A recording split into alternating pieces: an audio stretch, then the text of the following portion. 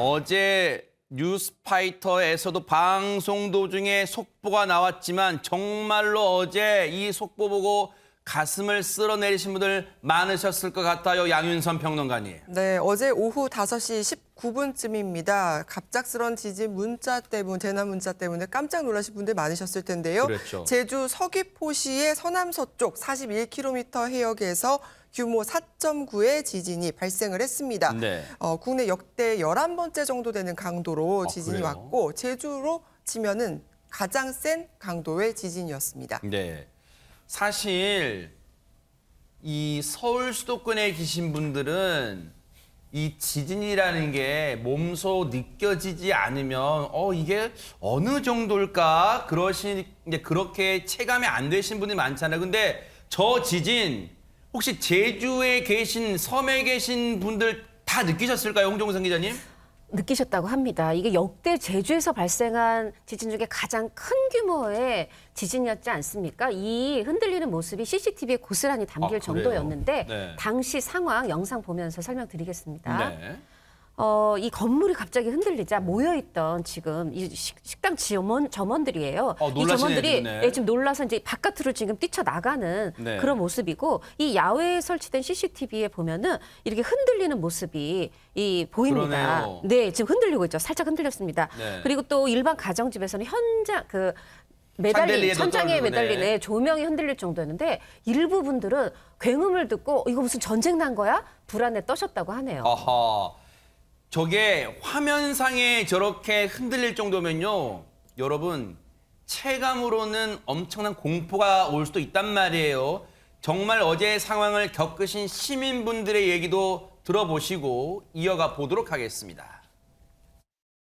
카페에 앉아 있었는데요. 약간 옆에 큰 차 지나가는 것처럼 우르릉 우르릉 2번 하고 바로 재난 문자가 울렸습니다. 이제 소파에 앉아 있는데 네.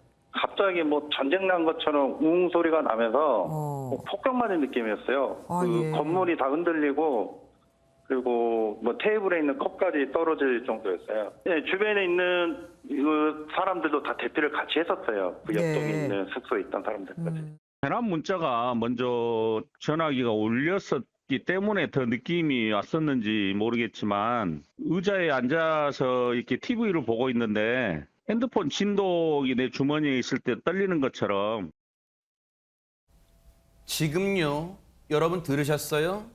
제주 도민분과 제주에 당시 어제 관광 가셨던 분 두 분은 그렇다 쳐요. 왜? 제주에 계셨으니까. 그런데 양윤선 평론가님 지금 마지막 인터뷰하신 분은 광주광역시에 계신 분인데 이게 지진이 느껴졌다는 거예요, 지금? 그렇습니다. 제주도 상황 먼저 설명을 드리면 어제 재난 문자가 발송된 이후에 이 호텔이라든지 관공서 건물, 큰 건물 앞 주차장에는 대피를 나온 주민들이 많이 모여 있었다고 해요. 아하. 근데 일부 주민들 같은 경우에는 서둘러서 옷가지를 제대로 챙기지 못하고 나오셔서 호텔 같은 곳에서 이제 담요를 가져다 주기도 하는 그런 상황이 연출이 됐다고 합니다. 네. SNS에는 뭐 냉장고가 흔들려서 노심초사했다, 뭐 아파트가 통으로 흔들리는 느낌이 들었다, 뭐 이런 묘사들이 좀 글이 속속 올라왔고요. 이번 지진으로 인해서 뭐 제주 지역 같은 경우에는 강도가 5 정도, 그리고 전남 지역 같은 경우에는 지진 강도 3 정도의 강도로 이제 느낄 수가 있었는데 네. 진도 3 정도라면 우리가 체감을 했을 때 고층 아파트가 흔들리는 정도, 그리고 뭐 정지한 차가 흔들리는 정도의 느낌을 느낄 수가 있고 진도 5 정도라면 거의 모든 그 지역의 사람들이 진동을 느낄 수 있을 정도의 수준이라는 거죠. 네. 그리고 테이블에 있던 어떤 잔 같은 그릇 같은 것들이 깨질 수 있을 정도의 강도라고 생각하시면 되겠습니다.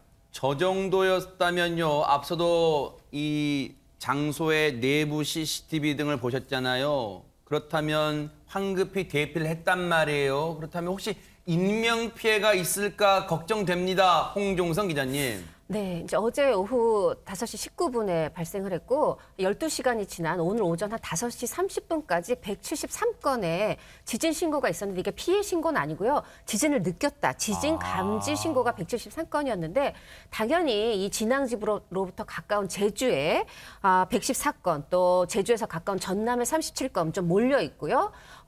피해 신고는 한 4건 정도였습니다. 벽면에 뭐 균열이 있었다. 또 주택의 벽면이나 창문에 균열이 있었다. 아파트 베란다 타일에 균열이 있었다. 연립주택의 바닥에 타일에 또 변형이 있었다. 이런 신고였는데 이게 뭐 심각한 수준은 아니고 미미한 피해 수준이라고 하고 이미 안전 조치가 취해졌다고 합니다. 네. 이렇게 좀 피해가 적을 수 있었던 것, 이 진앙지가 이 단층이었잖아요, 이번에. 이 해상에서 41km 남쪽으로 떨어진 그런데 이게 이 단층이 수직으로 움직였으면 굉장히 피해가 컸는데 다행히 수평으로 움직였답니다.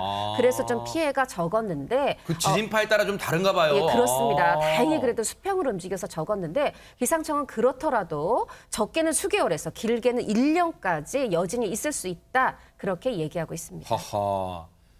이번 지진으로 사실 우리가 이제는 더는 지진 안전지대가 아니라는 게 또 한 번 지금 증명이 된 셈이에요. 그런데 이번 지진처럼 바다에서 지진이 발생했을 경우 걱정되는 건 지진 해일, 즉 쓰나미가 우려되잖아요. 관련해서 전문가 얘기 들어보시고 이어가 보도록 하겠습니다. 이번 지진은 규모 4.9 지진이고 주향이동 단층 운동이기 때문에 지진 해일을 일으킬 만한 정도의 에너지는 가지고 있지 않다고 판단하고 있습니다. 발생할 정도의 규모는 아닙니다. 진도 5가 현재 기록이 됐는데요. 진도 5 정도면 아주 오래된 건물 같은 데 균열이 갈 수 있을 정도의 지진입니다. 그나마 다행이에요. 그런데 이번 지진 속보가 전해지는 과정에서 백성문 변호사님, 네. 이 정부의 대응이 빨랐다 이런 얘기가 들리는데 왜 그렇게 판단하는 거예요? 아까 우리 영상에서 보셨던 것처럼 우르릉 우르릉 2번 하고 문자가 왔다 그랬잖아요. 아까 그 말 기억하실 텐데 정확하게 어제 5시 19분에 지진이 발생하고 13초 만에 긴급 재난 문자가 도착을 했습니다. 아하. 그러니까 지진 발생 직후에 4초 만에 관측이 되고 그리고 12초 만에 지진 조기경보가 발령이 되고 13초 만에 이제 긴급 재난 문자가 저렇게 지금 보시는 것처럼 일단 도민들한테 송출이 된 건데요. 네. 뭐 기억할지 모르겠는데 지난 2016년에 경주 지진 당시에 아하. 재난 문자가 12분 만에 도착을 해서 세상에. 그 당시에 굉장히 논란이 많이 되고 비판을 많이 받았습니다. 네. 근데 그 당시하고 지금하고 이렇게 12분과 13초는 너무 어마어마한 차이죠. 하늘과 땅 차이네요, 그 진짜. 차이가 난 이유가 네. 그 당시에는 기상청에서 이제 지진을 감지하면 그걸 국민안전처에 그 지진 정보를 보내면 국민안전처에서 다시 재난 문자를 보내는 방식이다 어머, 보니까 세상에. 거쳐야 되니까 오래 걸렸는데 지금은 기상청에서 지진 감지하고 재난 문자 발송까지 기상청에서 다 합니다. 근데 그건 그 당시에 있었던 이후에 시스템이 제대로 변경이 된 것이다. 이렇게 평하면 될 것 같습니다. 저도 그래서 오늘 저 기사를 접하고 저한테도 안전 문자가 오잖아요. 거의 모든 국민이 받으시니까. 그래서 설마 하고 문자를 딱 열어봤어요. 진짜 근데 5시 19분 적혀 있더라고요. 오후 5시 19분. 정말 정부의 대응이 이번에는 빨랐다. 그렇게 볼 수가 있겠는데 그런데 어제요. 지진 발생 직전에 찍혔던 사진 한 장이 지금 화제가 되고 있다면서요. 왜 그런 겁니까? 손인정희 변호사님. 어제 오후 4시 51분경입니다. 이 시간은 지진이 발생하기 한 28분 전인데요. 온라인 커뮤니티에 어떤 분이 사진 한 장 올렸습니다. 아하. 그리고 이거 지진운인가 이런 제목으로 이제 올린 건데 이 사진이에요? 네, 소위 양떼구름이라고 불리죠. 고저군 사진인데요. 이를 두고 이제 누리꾼들 사이에서 화제가 된 겁니다. 어허. 이거 지진에 대한 징조다, 전조 증상이다 이런 논란인데요. 전문가는 지진운은 이론적으로는 설명이 되는 현상이라고는 해요. 다만 이런 현상이 또 지진하고 바로 연결된다고 단정할 수는 없어서 과학적으로 입증된다 그런 현상이라고 말할 수는 없다라고 하는데 사람들이 지진 전조 현상에 대해서 굉장히 관심이 많은 편입니다. 네. 우리가 과거에 부산 그리고 울산 지역의 가스 냄새 때문에 좀 논란이 된 적이 있었는데 맞아요. 그 이후에 이게 지진의 전조 증상 아니냐라는 논란도 있었고 또 부산 같은 경우에는 해수욕장에 이제 개미떼들이 이동하는 모습을 보고 이거 지진에 대한 현상이다 이런 논란도 있었는데 또 구름운도 처음 보는 건 아닙니다. 다만 이제 전문가들은 아직까지는 과학적으로 증명할 수 없다라는 입장입니다. 그렇군요. 사람이 그런데 이런 일이 생기면 혹시 이거 아니야라고 심리적으로 그런 생각이 들 수는 있을 것 같지만 아직까지 이 연관성이 확인된 게 없다는 거 꼭 명심하셔야 됩니다. 이걸 가지고 근거 없이 야 저런 구름 생기면 지진 난대 그렇게 하시면 안 돼요. 자, 앞서 말씀드린 것처럼 인명 피해도 없고 큰 피해가 발생하지 않은 건 천만다행이지만 그렇다 하더라도 양윤선 평론가님 마냥 또 마음을 놓을 수는 없잖아요. 가장 중요한 거 지진 대피 요령을 좀 참고해 주시면 좋을 것 같습니다. 가장 중요한 것부터 설명을 드리자면 일단 머리를 보호하셔야 하고 아하. 그리고 지진이 발생을 했을 때 전기와 가스를 차단하고 밖으로 나가시는 것이 중요합니다. 출구를 확보하시고요. 네. 그리고 서둘러서 나가는 것보다는 아무래도 넓은 공간을 대피하는 것은 중요하지만 계단을 이용해서 엘리베이터 같은 경우에는 전기가 끊길 수도 있으니까요. 그런 부분 참고하시면 좋을 것 같고 실내에 계시다면은 머리를 보호하는 것, 방석 쿠션 가방으로 머리를 보호하시고 단단한 식탁이라든지 탁자 아래로 대피하시는 것도 중요하겠습니다. 네. 이번에 사실 이 밖으로 대피하는 분들 많으셨을 텐데 어떤 지진 자체보다도 대피 과정에서 부상했다는 소식도 들려오지 않는 걸 보면 역시 우리 국민의 안전 관련 의식 수준도 많이 높아졌지 않았나 그런 생각도 감히 해봅니다. 허위 경력 기재 의혹으로 지금 상당히 곤란한 지경에 빠져 있는 윤석열 후보의 배우자 김건희 씨가 사과의 뜻을 내비쳤다면서요, 양윤선 평론가님. 네, 그렇습니다. 김건희 씨가 오늘 본인의 사무실이죠. 서초구에 있는 코어나 콘텐츠 그 사무실 앞에서 기자들과 만났습니다. 오늘 모습이에요. 네, 그렇습니다. 어허. 오랜만에 이제 정면 사진을 볼 수 있게 됐는데 일단은 허위 이력과 관련해서 청년들의 분노와 여론이 있는데 사과 의향이 있냐라는 질문을 받았어요. 그래서 여기에 대해서 국민 여러분께 심려를 끼쳐드려서 드린 점에 대해서는 좀 사과할 의향이 있다라고 말을 했습니다. 윤 후보 배우자로서 공개 활동은 언제 개시하냐라는 기자의 질문에 대해서는 아직 드릴 말씀이 없다라고 답을 했습니다. 네. 자, 오늘 포착이 된 모습이에요. 그런데 사과라고 한다는 것은 무엇에 대한 사과인지 정확히 목적어가 있어야 되잖아요. 그런데 구체적으로 무엇을 사과한다는 걸까요? 저희가 그래서 하나하나 짚어보도록 하겠습니다. 어제 저희가 이 시간에도 전해드렸지만 일단 김건희 씨가 한국게임산업협회 기획이사를 한 게 맞느냐? 수원여자대학교 이 초빙 교수로 임용 지원서를 내는 과정에서 경력을 부풀리고 허위로 기재한 게 아니냐? 이런 의혹이 제기되는데 일단 그 부분에 대해서 윤석열 후보는 뭐라고 얘기를 하는지 일단 후보 얘기부터 들어보시고 이어가 보도록 하겠습니다. 게임산업연합회의 그 비상근 이사라고 하는 것은 실제로 그 이사의 직함을 가지고 게임산업연합회 일을 상당 기간 도왔고 겸임교수 그 신청을 낼 때 그 재직 증명서는 정당하게 발급받아서 낸 겁니다. 홍종선 기자님, 사실 이 부분도 윤석열 후보는 배우자인 김건희 씨와 결혼한 이후에 전해 들은 거잖아요. 그렇다면 제일 확실한 건 신빙성이 있으려면 당시에 김건희 씨랑 일했다는 사람한테 들어보면 되는 거 아니에요? 그렇죠. 근데 먼저 김건희 씨 그럼 주장부터 얘기를 해보겠습니다.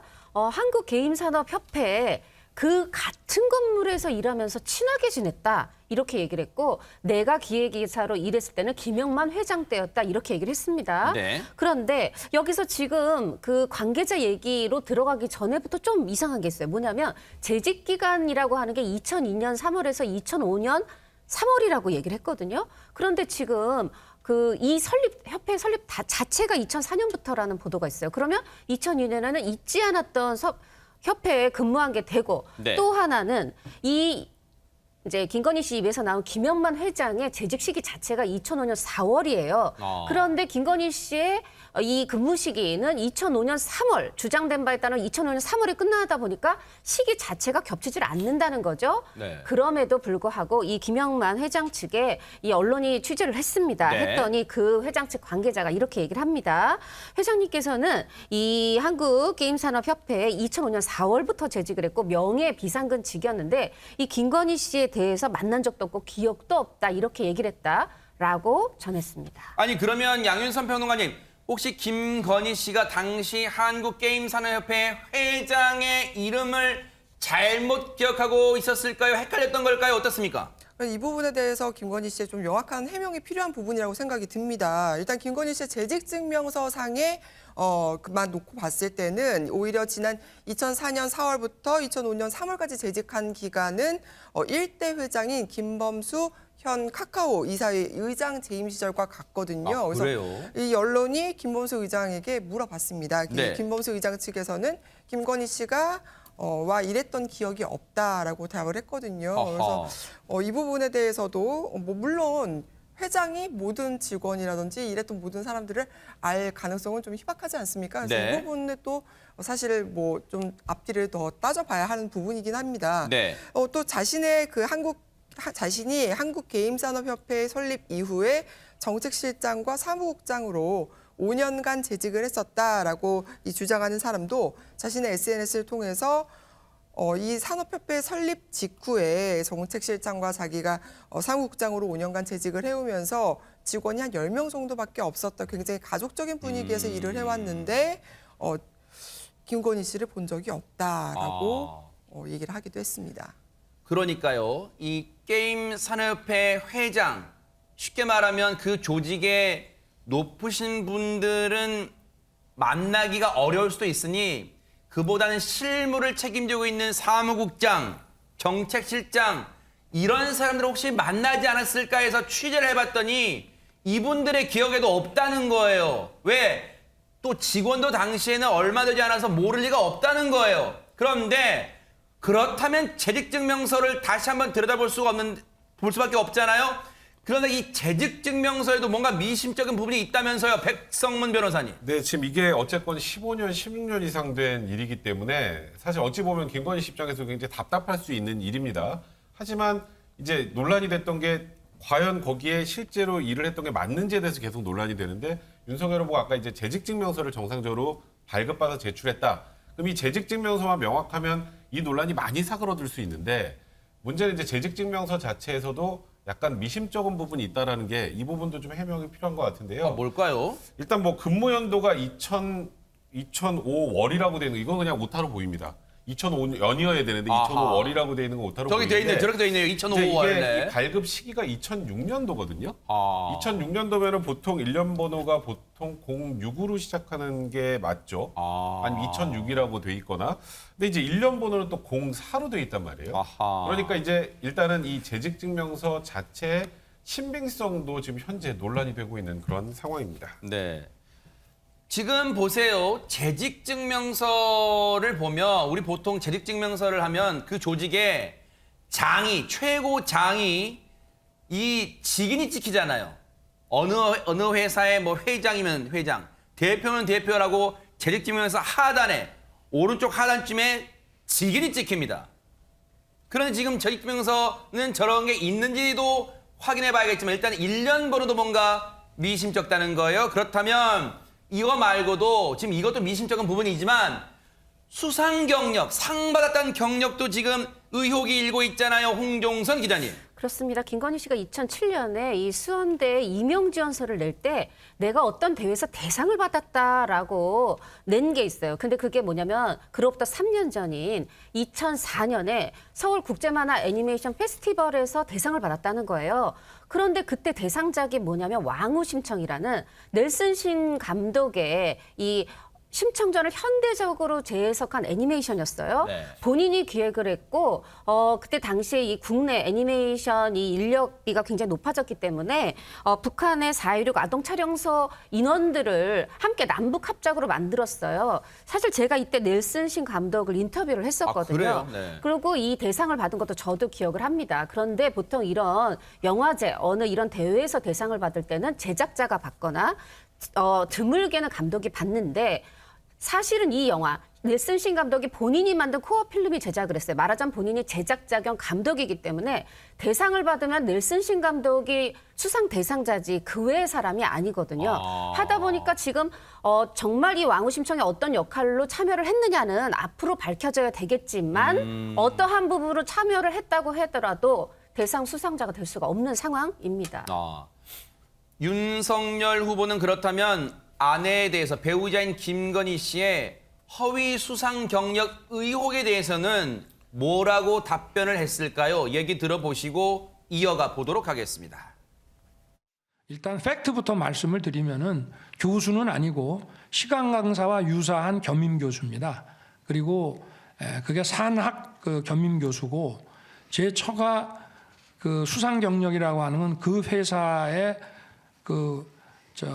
운영 과정과 그 작품의 출품에 깊이 관여를 했습니다. 부사장으로서.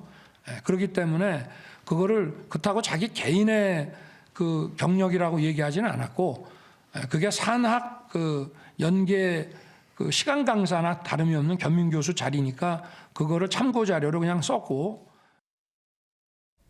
지금 윤석열 후보는 자신의 배우자 김건희 씨의 수상 경력 관련해서 김상일 평론가님 이렇게 얘기했습니다. 조금 들으셨지만 그 작품의 출품에 깊이 관여를 했습니다. 그렇다면 제일 쉬운 방법, 확인 방법은 그 작품을 출품하고 제작하고 만든 출품한 그 제작자한테 물어보면 되는 거 아니에요? 예. 우리나라 뭐 기자분들이 뭐 어떤 분들입니까? 우리 앵커께서도 기자시지만 뭐 당연히 물어봤습니다. 한국일보가 인터뷰를 했는데요. 네.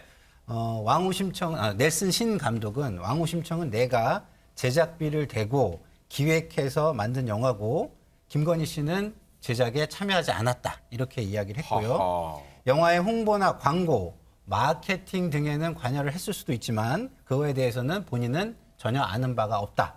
이렇게 이야기를 하고 있습니다. 네. 그래서 이제 다른 언론에서는 그 감독 외에 제작자들에게도 질문을 해봤습니다. 그래요? 네. 제작자들에게 질문한 답은 김건희와 일을 한 적도 없고 만난 적도 없다. 네. 연관성이 없다라고 잘라 말했습니다. 이렇게 보면 김상일 평론가님 이 부분은 해석을 어떻게 해야 되는 거예요? 지금 같이 그 당시에 이 제작자 겸 연출자인 넬슨 신 감독은 김건희 씨가 기여한 바가 없다. 제작 참여하지 않았다. 그리고 당시 제작사도 김건희 씨 만난 적도 없다. 그런데 이게 버젓이 있어요. 경력에. 그럼 이건 어떻게 해석을 해야 될까요? 시청자분들이. 글쎄요. 상식적으로 보면 사실은 이것을 좀 약간 과하게 본인이 그것에 어느 정도 뭐 관여를 했는지 모르지만 과하게 과장을 했거나 아니면 좀 약간 거짓 경력을 기술했다 이렇게 볼 수밖에 없는 상황인 것 같습니다. 네. 하지도 않은, 있지도 않은 일을 했다라고 한 것이 아니냐. 물론 지금 단계는 단언할 수는 없습니다만 그런 의혹이 충분히 합리적으로 의심이 들 수밖에 없잖아요. 홍종성 기자님. 그렇습니다. 그러니까 지금 감독이 제가 당시에도 인터뷰를 했지만 그냥 연출만 한 게 아니라 정말 처음부터 끝까지를 깊이 관여한 게 아니라 본인이 스스로 다 했고 제작사 또 관계자도 본 적이 없다고 하잖아요. 그럼 만약에 지금 감독이 가능성을 열어둔 부분이 영화 마케팅, 광고, 홍보 부분이에요. 근데 이거는 원래 외주를 줍니다. 그렇기 때문에 어떠한 그러니까 외주 홍보사에서 내가 홍보한 영화가 대상을 받았다고 해서 그것이 내 대상이다라고 얘기하는 그런 상식은 없죠. 그렇죠. 안 그래도 저도 그게 궁금했어요. 넬슨 신 감독이 김건희 씨가 영화의 홍보나 광고, 마케팅에 참여했을 수는 있지만 그에 대해서는 아는 바가 없다. 그거 참여했다고 뭐 수상 경력에 한 줄 적으면 그게 합리적입니까? 그런 생각이 들잖아요. 그런데 손정희 변호사님, 이 허위 경력 의혹이 일고 있는 이 지원서, 이력서를 한 군데만 낸 게 아니라면서요. 더불어민주당에서는 2013년 안양대학교 그리고 2014년 국민대학교도 허위 경력이 기재된 이력서를 제출했다라고 주장을 했는데요. 또 안 의원 등이 이 안양대에 낸 이력서를 보시면 학력 부분에 서울대 경영대 경영대학원 졸업이라고 기재가 되어 있지만 사실은 서울대 경영전문대학원 졸업이라고 합니다. 좀 비슷해 보이지만 엄연히 독립된 다른 학교이기 때문에 허위로 부풀려졌다라는 주장입니다. 지금 당시에는 글쎄요, 환경과 문화가 어땠는지는 모르겠지만 저렇게 이력서를 제출하면 해당 학교에서는 아무런 검증도 없이 맞겠거니 하고 그냥 다 받습니까? 그것도 만약에 그랬다면 차제에 이런 것도 한번 싹 뜯어 고쳐야 되는 거 아닌가 이런 생각도 들어요. 그런데 손정혜 변호사님 어제 이준석 대표가 한 라디오 방송에서 뭐 결혼 전 문제가 어쨌다. 결혼 전에 일어난 일이니까 이게 뭐 문제가 되겠느냐 했다는 건데 그러면 결혼 후에도 지금 이랬다는 그런 겁니까? 상황이 어떻습니까? 결혼 전 문제를 후보에게 책임을 물을 수 없다라고 국민의힘에서 이제 대표가 이야기를 했는데 확인을 해봤더니 2013년, 2014년에도 이런 허위 경력이나 이력 부풀리기가 있었다라는 주장이고요. 윤석열 후보는 2012년에 결혼을 했습니다. 그 전에 지금까지 나온 허위 이력을 제출한 사건들을 보면 2001년에 이제 한림성심대 에서는 서울대도처 실기 강사 이력이 있다라고 이제 적었고 네. 2014년에는 서울대 한림대학교 출강이라고 했는데 한림대와 또 한림성심대를 조금 부풀려서 또 다르게 기재를 했다라는 거고요. 2007년 수원여대 같은 경우 그리고 아까 보신 2004년에 서울국제만화 애니메이션 대상 관련한 이력 문제가 있었는데 그런 결혼 이후에는 없었느냐. 2013년 안양대에 똑같이 이제 수상 기록이 없음에도 불구하고 국제 애니메이션 페스티벌 우수상을 받았다라고 기재를 했다라는 것이고요. 2014년에는 국민대에서 이렇게 서울대 경영학과 석사와 경영전문대학원 경영전문 석사를 5인 혼동하게 기재했다라고 주장이 나온 상황입니다. 이것에 대해서는 반드시 국민의힘 선대위가 해명을 해야 될 거예요. 왜 어제까지의 분위기는 너무 과하지 않느냐. 배우자의 결혼 전에 일어난 일까지 어떻게 후보가 일일이 다 챙기겠느냐 했잖아요. 그런데 지금 몇 가지 사안이 결혼 후에도 지금 제기되는 의혹이란 말이에요. 그러면 선대위 차원에서 뭔가 지금 이것에 대해서 논의를 할 거란 말이에요. 그런데 이런 생각이 듭니다. 이 관련해서 민주당 입장에서는 가만히 있을까요? 그럴 리가 없죠. 민주당의 얘기 듣고 그리고 윤석열 후보의 얘기까지 쭉 들어보시고 이어가 보도록 하겠습니다. 안양대 제출한 자료를 보면 2004년 서울국제 애니메이션 페스티벌 우수상, 대한민국 애니메이션 대상 특별상이 아니라 대상 이렇게 바꾸어서 제출을 했습니다. 결론부터 말씀드리면 4건 모두 허위입니다. 학력, 경력, 수상 이력을 이렇게 심각하게 기재한 이력서는 처음입니다. 아마 해방 이후에 아마 이게 처음일 것 같습니다.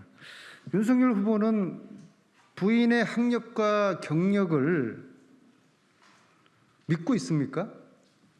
남편 윤석열 후보마저도 김건희 씨에게 쏟고 있는 거 아닙니까? 이력서 허위로 작성한 사실이 있는데 이거에 대해서 좀 어떤 입장이신지 여쭤보세요. 그래서 저는 뭐 모르는 일이고 뭐 허위라는 뭐가 있습니까?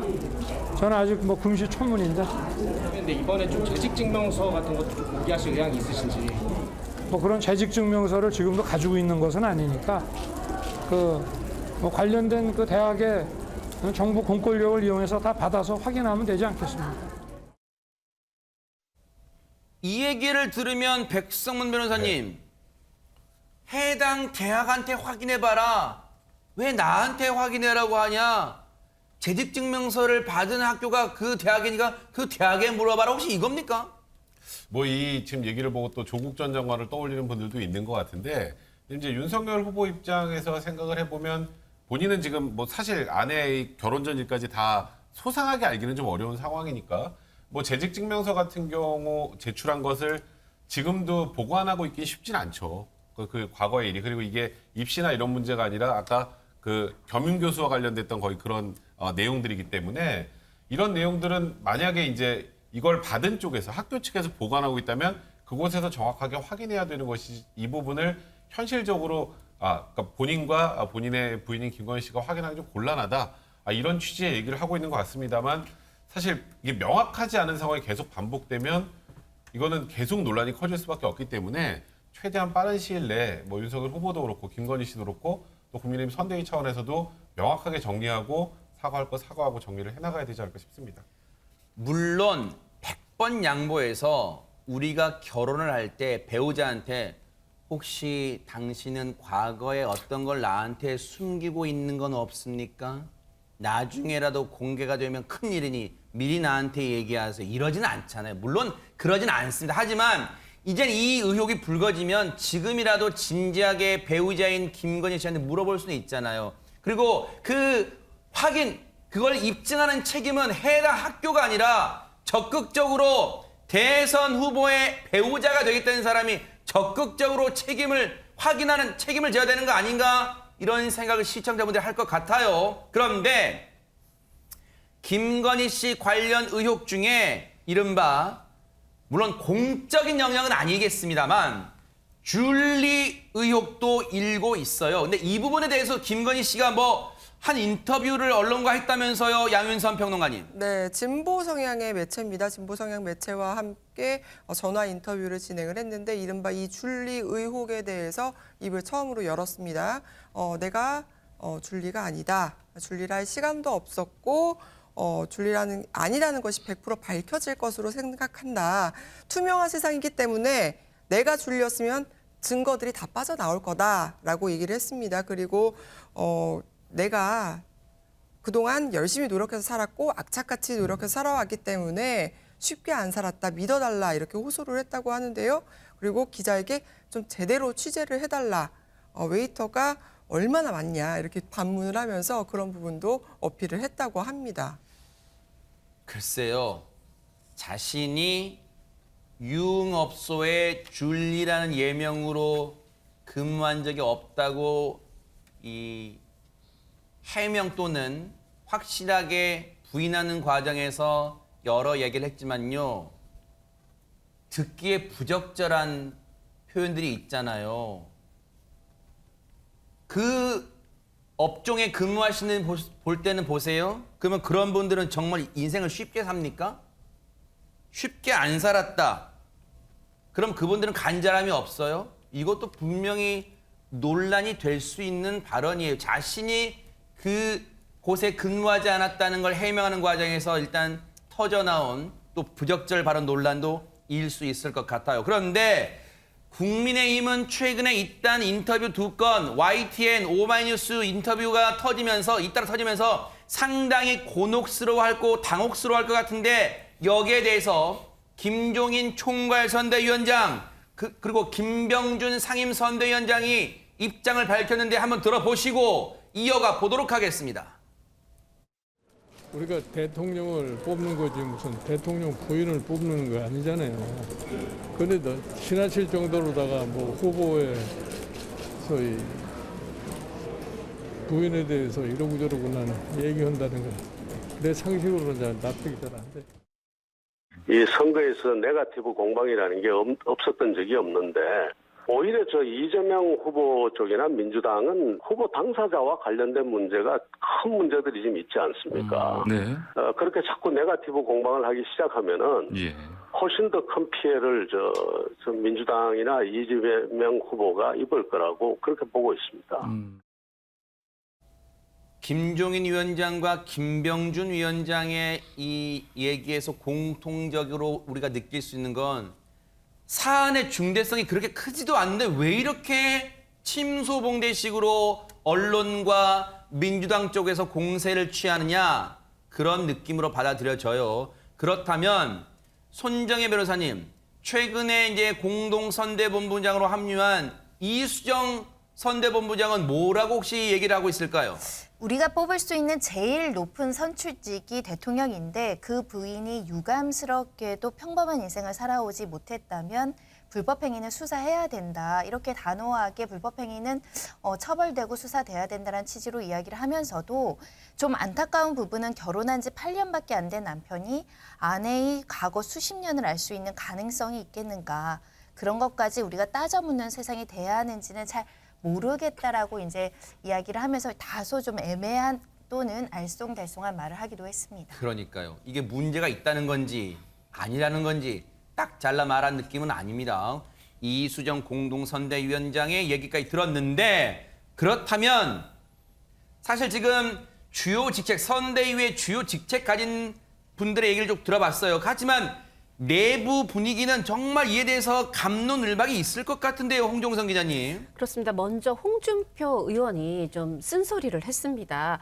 청년의 꿈이라는 이 온라인 플랫폼 운영하고 있지 않습니까? 어제 거기서 청문 홍답이라고 해서 이 청년이 묻고 그렇죠. 홍준표 의원이 답한다. 이 코너가 진행이 됐는데 여기서 김건희 씨가 영부인감이라고 생각하느냐 이런 질문이 나오자 안타깝다. 이 여성이 대선판을 흔들고 있다. 이렇게 얘기를 했고요. 또 다른 작성자가 이 김건희 씨가 잘못을 뉘우치기보다 오히려 너무 당당한 모습이다. 이렇게 얘기를 하니까 네. 만약에 지금 해명하는 것처럼 결혼 전의 일이어서 모두 납득되는 일이라면 그러면 공직 전에 이재명 더불어민주당 후보의 정가사범은 다 뭐 납득돼야 되느냐 이렇게 얘기하면서 네.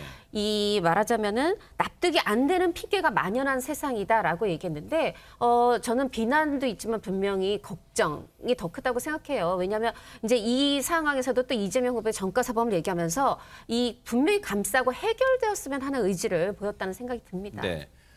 뭐 홍준표 후보야 선대위에는 합류하지 않았지만 계속 외곽에서 쓴소리를 계속 해왔던 인물이기 때문에 그렇다 치더라도 국민의힘 지도부에서는 혹시 이런 얘기는 안 나왔을까 싶어요. 그동안 김재원 최고위원은 약간은 좀 방어를 하는 느낌이었잖아요. 좀 대수롭지 않다. 그런데 그런 김재원 최고위원도 조금 분위기가 기류가 바뀐 것 같아요. 얘기 한번 들어보시고 이어가 보도록 하겠습니다. 제가 알기로는 뭐 이재명 후보자처럼 배우자 실장까지 두고 뭐 현역 의원이 관리하는 그런 단계는 전혀 없어서 그 언론에서의 불시에 전화를 하면 하소연을 하거나 억울함을 호소하는 것을 마치 인터뷰한 것처럼 만들어서 확대 재생산을 하고 하루 종일 24시간 또 언론에서 틀어대니까 또 더 감정 관리가 안 되는 것 아닌가 하는 아쉬움이 있습니다. 그래서 이제는 후보자의 배우자의 언론 관리가 필요한 시점이 아닌가라는 생각이 들고요. 언론 관리가 필요하다 이 말은 국민의힘 내부에서 선대위 차원에서 이렇게 불쑥 들쭉날쭉 인터뷰를 돌발적으로 하다 보니까 관리가 안 된다는 당혹감에서 나온 거라고 해석이 되잖아요. 그렇기 때문에 지금 보세요. 오마이뉴스와 진행한 인터뷰에서는 이런 얘기까지 앞에 걸 먼저 보여주세요. 제가 따라갈게요. 앞에 거, 이 전에 걸 보면 언제 대중 앞에 설 것이냐고 최대 관심사니까 그 질문을 던져요. 그랬더니 줄리라고 오해하고 있는데 나가면 피해가 되지 않을까? 또 나가야 하는지 또 자격이 있는지 내가 대선 후보 배우자로서 자격이 있는지 모르겠다. 26분간 전화 인터뷰한 건데요. 그럼 언제 대중 앞에 설 것입니까? 언제 등판하면 좋은지 조언해달라고 오히려 반문하면서 자신 있으니까 그렇다. 등판 자신 있다는 거예요. 공개 행보 방식은 뭡니까? 저는 남자답다. 가식적인 거 싫어한다. 가식적으로 남편 따라다니는 거 싫다. 봉사하고 싶다. 아주 당당하게 얘기합니다. 공개 활동은 언제냐고 오늘 진행된 오마이뉴스 인터뷰하고 시점은 다릅니다만 오늘 포착이 된 장소에서 기자들이 물어봤을 때는 아직은 드릴 말씀이 없다. 이렇게 얘기를 하고요. 허위 이력 관련 분노 여론이 있는데 사과 의향이 있나? 국민 여러분께 심력 끼쳐드린 점 사과할 의향이 있다. 뭔가 발언 보세요. 백성문 변호사님. 네.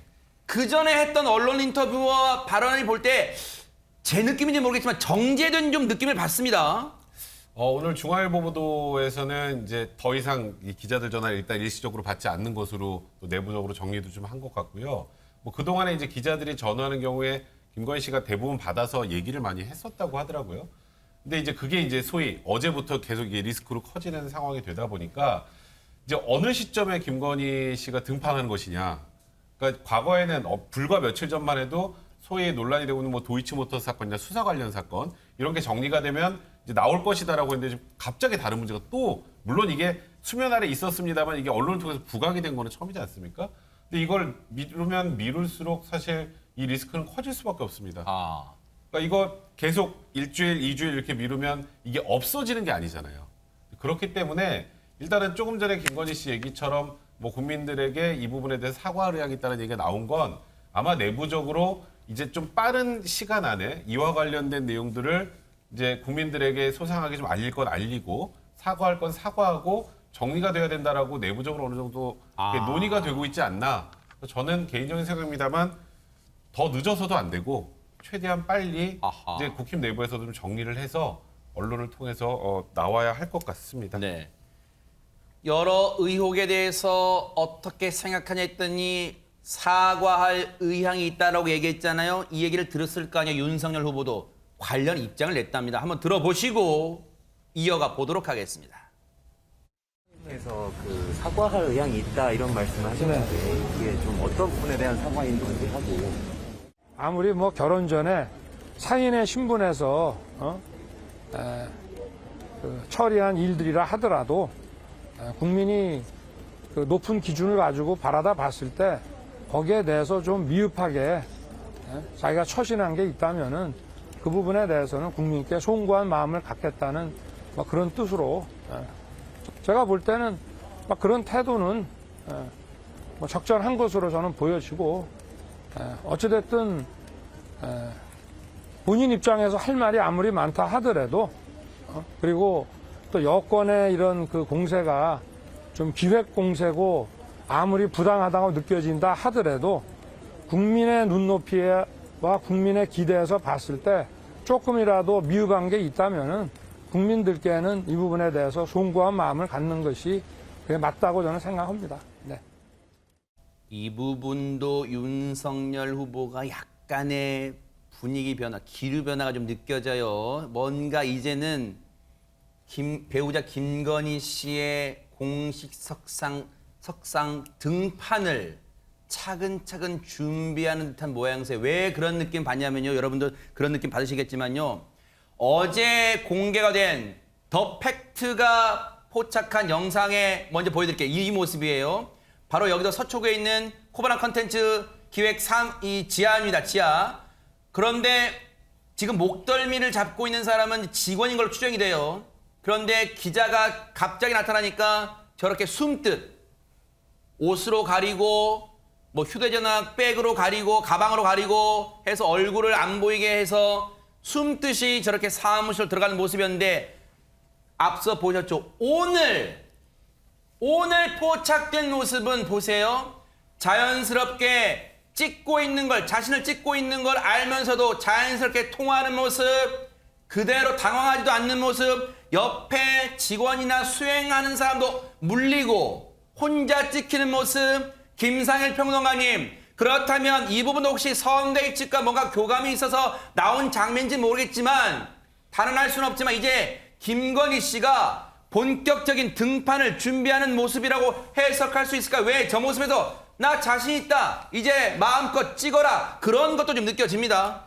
본격적인 등판인지는 제가 예단할 수는 없지만 분명한 거는 앞의 모습은 굉장히 본인이 뭔가 뭐 약간 뭐 감출 게 있는 듯한 뭐 이렇게 피하는 듯한 이런 모습이었지만 네. 두 번째 모습은 머리 헤어스타일도 완전히 바뀌었고요. 정돈되지 않고 뭔가 이렇게 고민한 듯한 뭐 이런 모습으로 나왔습니다. 네. 마치 뭔가 이렇게 기획이 되거나 준비된 듯한 모습으로 나와서 지금 이제는 그 김건희 씨 혼자 언론을 대응하거나 이렇게 하지는 않겠다는 당의 어떤 준비된 모습이 더해진 모습이 아닌가 이런 생각이 듭니다.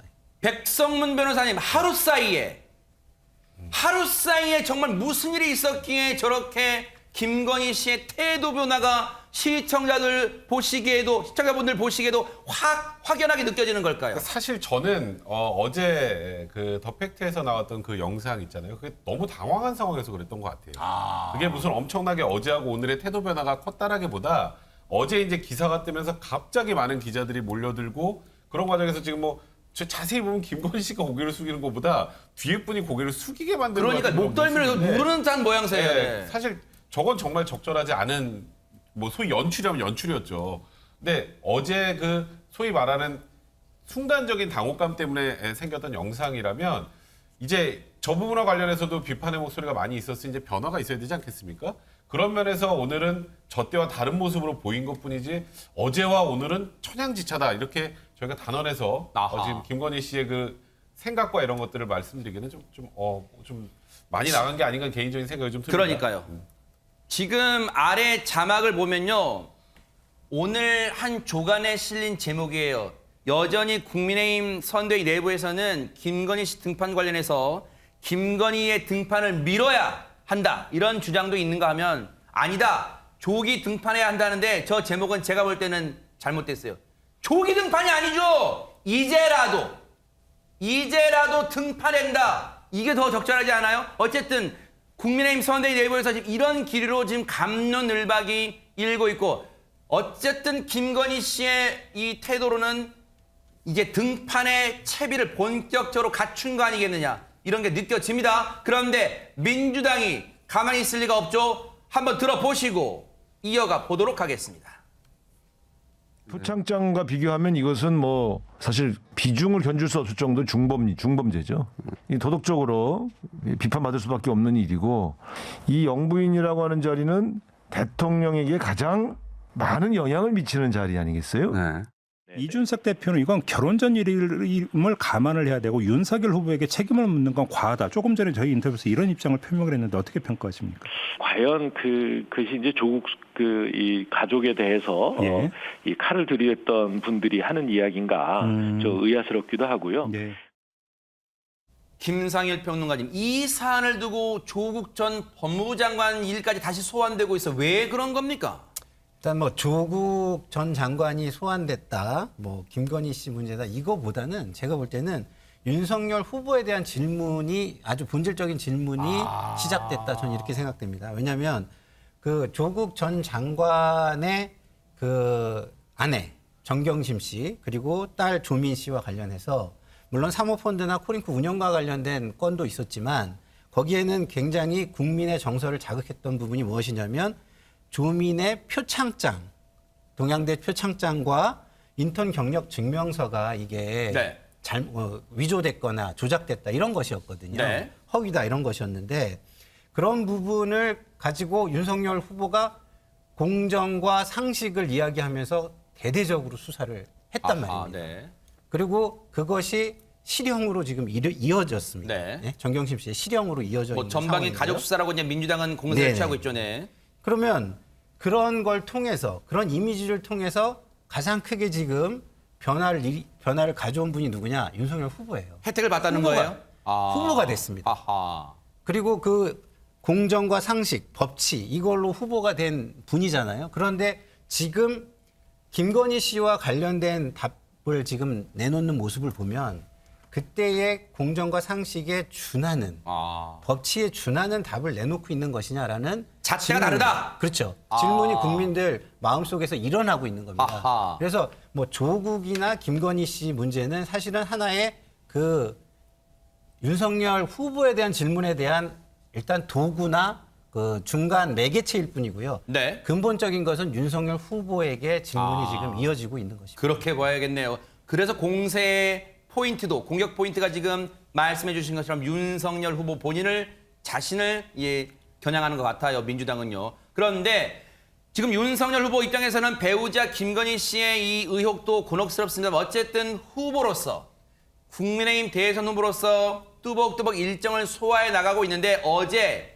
관훈클럽 초청 토론에서 나왔던 얘기들 차근차근 짚어보고 이어가 보도록 하겠습니다. 대통령 윤석열에게 충성하지 않고 살아있는 권력도 수사하겠다고 제2의 윤석열 같은 총장이 나오면 바로 자르겠습니까? Yes or No로 해주십시오. 그거를 자른다면은 국민이 아마 저를 가만 놔두지 않을 겁니다. 문재인 정권의 검찰개혁이 만약에 성공했더라면 제가 뭐 이렇게 대통령 후보가 됐겠습니까? 수사권이라고 하는 거를 마치 무슨 혁명의 도구처럼 이렇게 쓰는 이런 사고방식을 가지고 있는 정권은 처음 봤습니다. 제2의 윤석열 검찰총장 나오면 그 임을 어떻게 하겠느냐 하면은 답변에 대해서는 나름 재치나 또는 유머를 조금 사용해서 답변했지만 오히려 방점을 백성문 변호사님 어디에 둔 겁니까? 지금 윤석열 후보는. 그러니까 어제 사실 관훈클럽 토론의 분위기가 전체적으로 청문회 같은 분위기였거든요. 아하. 그러니까 굉장히 윤석열 후보 곤혹스러운 질문들을 많이 받았는데 저는 이 질문은 그래도 윤석열 후보에게 좀 도움이 됐던 질문이 아닌가 개인적으로 생각이 듭니다. 그래요? 어제 뭐 네. 처가 논란, 뭐 김건희 씨 얘기, 그다음에 여러 가지 이제 과거의 문제들을 물었었는데 네. 이 부분은 사실 윤석열 후보가 대통령 후보가 된 원동력에 관련된 문제잖아요. 그렇죠. 제2의 윤석열이 나오면 당신은 어떡할 거야. 그건 당연히 윤석열 후보에 모은다마는 적어줘. 자른다면 국민이 저를 가만두지 않을 거다. 그걸 잘라서 자기가 여기까지 왔는데. 아하. 그러면 이번 정부에 대한 비판 포인트도 정확하게 둘 수 있지 않겠습니까? 네. 그래서 어제 관훈클럽 토론에 몇 안 되는 윤석열 후보가 굉장히 자신 있게 답할 수 있는 질문이 아니었나 생각이 듭니다. 네. 자, 윤석열 후보 정말 여기저기 뭐 대선 후보가 다 여느 대선 후보가 다 그러겠습니다만 정말 몸이 10개라도 모자랄 정도로 일정을 바쁘게 분단위로 쪼개서 하고 있는 것 같아요. 어제는 진짜 불쑥 등장해서 2030들에게 쓴소리 듣는 것도 쓴소리를 또 들어야 했습니다. 그 장면 좀 보시고 이어가 보도록 하겠습니다. 꼰대 이미지 굉장히 크답니다, 지금. 인정하십니까? 아, 인정합니다. 공인... 근데 자기가 꼰대인 거 아는 꼰대 봤나? 그러면 원래 꼰대 아니잖아요. 아니, 그러니까 제가 보니까 우리 후보님의 고질병이 마지막에 변명을 붙이시는 거예요. 그래서 2030이 그거 싫답니다. 아, 쿨하게 아임 꼰대. 네, 아임 꼰대. 2030이 우리 후보님께 갖고 있는 매우 안 좋은 이미지가 술 억지로 권하는 부장님이랍니다. 과거에 같이 근무한 사람 어디 없나? 자, 진짜 이거 왜 이렇게 억울한 일만 있나 이거? 자, 홍종성 기자님, 저 자리는 어느 자리가 뭐 기자들과의 질의응답 자리는 아닌 것 같은데 어떤 자리인가요? 그렇습니다. 내일이 기대되는 대한민국 위원장이죠. 윤희숙 전 위원이 이 유튜브에서 쓴소리 신장개혁 이렇게 해가지고 출범식을 했는데 이걸 유튜브로 생중계를 했습니다. 근데 처음에는 윤석열 후보가 참석 예정이 없었어요. 일정이 없었어요. 그래서 당연히 이 윤 후보에 대한 얘기를 하고 있었는데 이때 윤희숙 전 의원이 초청한 패널이 20대 대학생, 30대 30대 서양 철학자, 그리고 40대 언론사 기자 이렇게 세 분을 초대해가지고 얘기를 나누고 있는데 갑자기 온 거예요. 그러자 지금까지 무슨 얘기가 있었냐면요 하면서 이제 젊은이들의 생각을 전해준 장면입니다. 그래서 이제 여기서 이 윤 전 의원이 윤 위원장이 얘기를 하죠. 아, 내가 검찰에 있었을 때 말이야. 요즘 젊은이들이 라떼 말이야. 이거 싫어한다. 이 얘기 하지 말라고 한다. 어떻게 생각하냐 하니까 젊은이들이 하지 말라고 그러면 하지 말아야죠 했고 또 하나는 지금 이제 들으신 것처럼 지금 젊은이들이 보기에는 회식 좋아하고 회식 자리에서 술 억지로 권하는 부장님 스타일로 보인다고 한다 했더니 아니 지금 나랑 옛날에 근무했던 사람 없냐. 나 너무 억울하다. 이렇게 웃어 넘겼습니다. 누가 좀 다 그런 사람 아니라고 좀 해명 좀 해줘요. 막 그런 것 같아요. 그런데 아임 꼰대. 와, 이거 무슨 드라마 제목 같기도 합니다. 아임 꼰대. 근데 저렇게 좀 솔직하게 인정하는 게 소통에 도움이 됐을까요? 양윤선 평론가님. 보시면서 좀 웃음이 나오지 않으셨어요? 굉장히 소탈하게 이렇게 소통하는 모습을 보면서 젊은 세대가 많이 좋아하지 않았을까 하는 생각을 개인적으로는 해봅니다. 꼰대 이미지 인정하냐고 하니까 인정한다. 그런데 네. 자기가 꼰대인 걸 아는 꼰대 봤냐 이런 어른들이 많이 말씀하시는 그런 멘트 아주 식상하게 또 윤 후보가 하고요. 네. 거기에 윤 전 의원이 또 날카롭게 후보 고질병이 꼭 뒤에 변명 붙이는 거다 이렇게 얘기를 하니까 쿨하게 인정하면서 아이엠 꼰대라고 하거든요. 네. 이런 모습도 내가 젊은이들이 원한다면 네. 충분히 의도를 알고 인정하고 받아들이고 가겠다 이런 메시지는 충분히 줬다고 보여집니다. 여러 질문 나왔는데요. 사실 대선 후보 입장에서는 그렇게 달갑지 않은 질문도 나왔대요. 한번 들어보시고 이어가 보도록 하겠습니다. 우리 집 강아지들이 주말을 정확히 알아요. 그래서 특히 일요일 날 나오려고 그러면은 상당히 삐쳐 있고 그리고 저녁에 들어가면 달려와서 이렇게 뽀뽀도 해주는데 잘 안 해줘. 그래서 만약에 저에게 3월 9일 이후든지 아니면 나중에 그 5년 이후든지 간에 저에게 자유시간이 주어진다면 우리 강아지들하고 좀 많은 시간을 보내겠습니다. 네. 어쨌든 속마음은 그래도 당선된 이후에 뭔가 더 보내고 싶겠죠. 어쨌든 저는 또 곤혹스러운 질문까지도 소화를 했습니다. 이재명 후보는 어제 갑자기 코로나 확진으로 일정을 다 취소했는데 검사 결과는 어떻게 나왔습니까? 양윤선 평론가님. 네, 확진자랑 접촉을 했다는 이제 연락을 받고 코로나19 검사를 받아야 해서 일정을 잠시 중단을 했었죠. 다행히도 음성 판정을 받았습니다. 이 결과를 검사를 받는 동안에는 어제 긴급 성명을 발표를 하기도 했었죠. 오늘은 이 검사 결과를 받자마자 보라매 병원이죠. 서울 보라매 병원을 찾아서 이 코로나19 전담병원이거든요. 보라매 병원이. 여기서 이제 아무래도 의료 인력 확보라든지 지금 이 병실 확보 문제 그리고 이 의료진의 어떤 한계에 도달한 모습들 그런 것들 직접 보고 현장에 좀 목소리를 청취하기 위해서 방역 사항이 워낙에 위급하다 보니까 일부러 없던 일정을 만들었다라고 하면서 상황을 직접 보러 왔다라는 말을 전했습니다. 네. 홍종석 기자님, 어제 일정은 취소했지만 아예 또 일을 안 하는 건 아니에요, 이재명 후보가. 맞습니다. 문재인 대통령과 김정숙 여사가 지금 3박 4일 일정으로 호주를 국빈 방문 중이죠. 대통령이 자리를 비운 사이에 이재명 후보가 이 수석 대변인을 통해서 코로나19 관련 긴급 성명을 발표했습니다. 대독을 시킨 이유는 다들 아시겠지만 지금 매주 타는 버스, 메타버스를 타고 대구 경북에 갔었는데 여기에서 만났던 분 중에 한 분이 확진 판정이 나면서 지금 코로나 검사를 받고 자택에서 격리 중이죠. 해서 이 수석 대변인을 통해서 성명을 발표한 건데 그 내용은 이렇습니다. 지금 5차 대유행이다. 이 규모나 속도 면에서 볼 때 정말 비상 상황이다. 총력 대응 정도가 아니라 특단의 대책이 필요하다라는 건데 그 특단의 대책의 내용은 이 일상의 회복을 잠시 멈추고 즉각적으로 거리 두기를 강화해야 된다. 이렇게 강력 요청했습니다. 네. 사실 후보 입장에서는 말할 수는 있는 거지만 타이밍, 시점이 문재인 대통령 부부가 해외 순방 중이에요. 이 시점을 혹시 일부러 택한 걸까요? 이 시점에 담긴 전략은 뭡니까? 김상일 평론가님. 제가 볼 때는 전략이 있는 것 같지는 않고요. 지금 이재명 후보가 전국 각지를 돌아다니는데 상당히 좀 그 인기가 많이 있습니다. 네. 사람이 많이 모이는데 사람이 많이 모이면 당연히 방역의 어떤 우려가 많이 되게 돼 있죠. 그래서 그 후보가 굉장히 고민을 많이 했던 것 같아요. 이거를 계속해서 끌고 가야 되느냐. 그러면 이것이 계속 그 회자가 되고 그리고 영향을 받으면 그러면 이제 그 상대편 윤석열 후보 쪽에서도 대규모 집회나 이런 거를 기획을 해서 또 하게 될 텐데 네.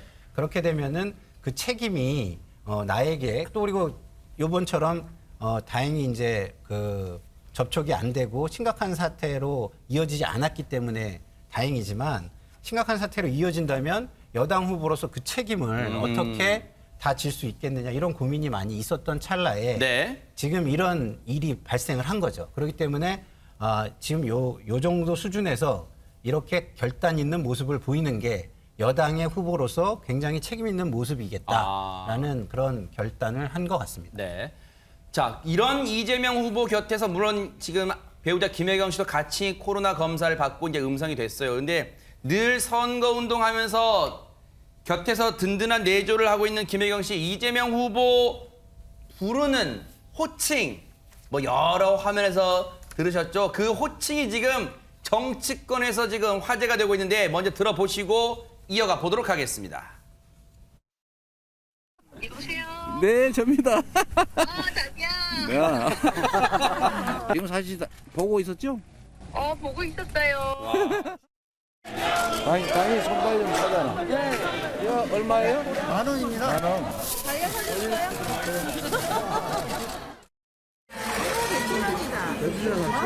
한 5장 샀어요. 좀 많이 사야 돼요. 자기 만지는 거 같아요. 야, 이게 물론 뭐 닭살스러워라고 할 수도 있지만 여태껏 대선에서 배우자가 후보에게 자기야 이거 좀 낯설긴 합니다. 낯설죠. 사실 뭐 저 나이쯤 되는 부부들이 자기야 해도 좀 낯설 수 있는데 게다가 우리가 정말 이런 풍경 봤나 싶은 거죠. 뭐 그 함께 뭐 방송에 출연해도 자기하고 전화 연결을 해도 자기하고 시장에 가서 남편이 상인과 악수를 할 때 앞으로 넘어질까 봐 뒤에서 백허그도 해주는 이런 스스럼 없이 애정 표현을 하다 보니까 좀 낯설다라고 하는데 그게 또 낯선 게 맞습니다. 실제로 예전에 그럼 어땠나 보면 이제 고인이 되신 김영삼 전 대통령의 영부인이었죠. 손명순 여사는 평범하게 여보 이렇게 불렀고 또 이효 여사께서는 보통 이제 자식 이름 붙여서 누구 아버지 하잖아요. 헝거리 아버지 이렇게 부르셨고 그래요. 또 이제 권양숙 여사는 두 가지 답니다. 여보 하기도 하고 건우 아버지 하기도 했는데 이런 모습을 보다가 자기야 하니까 두 분은 평상시 하는 대로 하는지 모르겠지만 이 대통령과 영부인의 모습으로서는 참 못 보던 풍경이다 이렇게 네. 생각하시는 것 같습니다. 그렇다면 문재인 대통령의 부인인 김정숙 여사는 뭐라고 당시에 불렀을까요? 화면 만나보시고 이어가 보도록 하겠습니다.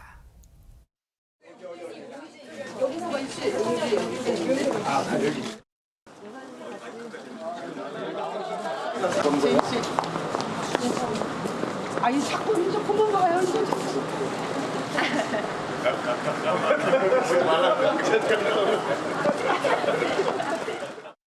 지금 설명드릴게요. 자, 보세요. 종이 한 장 잡으세요. 예. 안으로 하겠습니다. 진실. 아니요. 내가 잘못 가르치는 건가 봐. 이렇게 하는, 이렇게 안으로. 반짝이를. 아니 이게 평소에는 신경 안 쓰고 그냥 지나쳤는데 백성 변호사님 네. 제인 씨 이렇게 하네요. 제인 씨? 그러니까 사실 뭐 두 분이 원래 저렇게 호칭을 쓰시는지 저희가 정확하게 모르겠습니다만 쓰시니까 이렇게 쓰시겠죠. 이게 자연스럽지 않으면 잘 나오기 힘든 거니까. 근데 저런 모습을 보면 이제 국민들 입장에서는 보통 사람들하고 똑같네. 그러네요. 라는 생각을 하게 된다고요. 이제 그런 면이 사실 좀 서민적이고 친근하고 다가가기 쉽고 그리고 아까 보면 그만 가 이러고 막 뒤로 부르잖아요. 맞아요. 김정수 여사가. 근데 그런 것들이 보면 약간 애처가나 공처가 이미지 이런 것들도 있어서 뭐 사실 이게 연출된 거라고 생각하지 않습니다만 이런 모습을 보여주는 건 대외적으로 보여주는 건 여성표 공략에도 좀 의미가 있지 않을까 개인적으로 생각합니다. 그런 김혜경 씨가요. 늘 공식석상에서 나란히 동행하면서 적극적으로 내조하는 것도 있지만요. 혼자 일정을 수행하는 그런 보이지 않는 숨은 내조의 모습도 보였다면서요. 손정혜 변호사님. 지난 10일이었습니다. 김혜경 씨가 이재명 후보의 이제 메타버스죠. 대구 경북 첫 일정에 방문한 방문지가 이제 공개가 됐는데요. 울산 울주군에 있는 정토마을 수련회를 가서 법륜 스님과 차담을 했다라고 합니다. 사실은 이 부부와 법륜 스님은 약간의 이제 인연이 있다라고 말씀드릴 수 있는데 이재명 후보가 2016년에 이제 성남시장 당시 광화문에서 단식 농성을 벌인 적이 있었는데 이때 이제 스님께서 격려 방문을 해주셨다라고 합니다. 일단 김혜경 씨가 단둘이 차담을 나누면서 또 법륜 스님이 직접 차린 점심 공연도 같이 했다라고 합니다. 구체적으로 어떤 이야기를 했는지는 알려지지 않고 있지만 김혜경 씨가 대선 선거 운동으로 굉장히 스트레스를 많이 받았는데 스님 말씀을 듣고 힐링했다 이렇게 밝히기도 했습니다. 네. 그런데요. 이런 생각을 해봅니다. 저 사진이 찍힌 시점이 지난 10일이에요. 그런데 오늘 15일이에요. 공개된 시점이 어제 공개를 했기 때문에 오늘 조간에 쫙 실렸어요. 그렇다면 나흘이나 뒤에 공개를 했단 말이에요. 그 뭔가 여기에 보통 하루 정도 지나서 이 공개하는 게 일반적인데 나흘 지나서 저 사진을 공개했어요. 혹시 이거 여기에 전략이 뭔가 담겨 있어요? 김산일 평론가님? 글쎄요, 뭐 일단은 기본적으로 지금 그 불교계랑 약간 그 불편한 관계가 좀 있지 않습니까? 정청래 의원이 우리 일반 시민들이 산 그 국립공원 이런 데 들어갈 때 거기에 이제 사찰 문화재가 있으니까 정청래 의원의 발언 국정감사 때 네, 그때 이제 뭐 그런 그 입장료를 통행세로 지칭을 하고 그런 그 입장료를 받는 것을 봉이 김선달 같다 뭐 이런 식으로 이제 폄훼하는 그런 듯한 발언이 있었어요. 그러니까 네. 이제 조계종 당시에 조계종에서는 굉장히 불편함을 표시를 했고 그랬죠. 그 후보 측에서 그것을 좀 약간 사과하는 그런 일이 있었습니다. 근데 불교계가 아직까지도 약간은 불편해하는 것 같아요. 그런 것들을 좀 약간 좀 이렇게 부드럽게 하는 그런 차원에서 이것을 뒤늦게나마 공개한 것이 아닌가 이런 생각이 듭니다.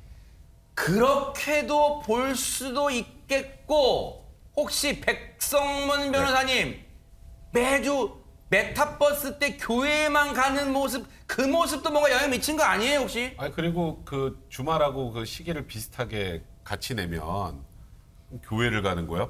저기 거기 뭐 지금 뭐 절에 가는 거야? 아. 뭐 이런 그런 것도 있을 수 있기 때문에 물론 꼭 그것 때문에 미뤘다고 하기는 어렵습니다만 주말에 또 이번에 그 이재명 후보 같은 경우 교회 관련해서 또 논란도 하나 있지 않았습니까?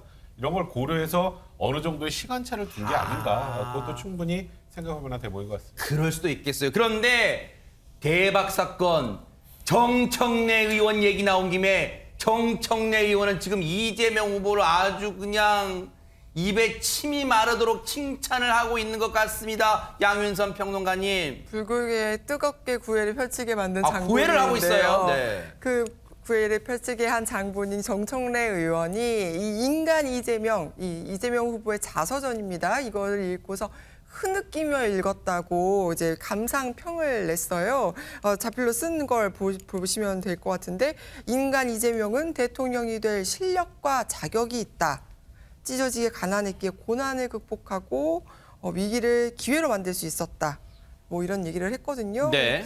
이 아주 인간 이재명과 심리적 일체감을 느끼면서 흐느끼며 읽었다고 감상평을 남겨놓으면서 흐느끼면서 누리꾼들에게 일독을 권하기도 했습니다. 네. 아니 근데 저렇게 뭐 반응이 나오면 감사하긴 하겠죠. 이재명 후보 입장에서. 근데 또 일각에서는 이거 너무 과한 거 아니야? 이비어천가 아니야? 뭐 그런 말도 나올 수 있을 거 아니에요. 예, 그렇습니다. 사실 이제 그 끼리끼리라고 보여지는 거는 좀 약간 과유불급이 돼선 전 안 된다고 생각을 하고요. 뭐 저런 책이 있으니까 좋은 책이니까 내가 읽었는데 내용은 이렇더라. 뭐 이렇게 얘기를 하면서 드라이한 소감과 감상을 이야기하고 좀 이렇게 일독을 권한다라고 이렇게 추천하는 그런 게 더 낫지 않았을까 이런 생각도 좀 해봅니다. 네.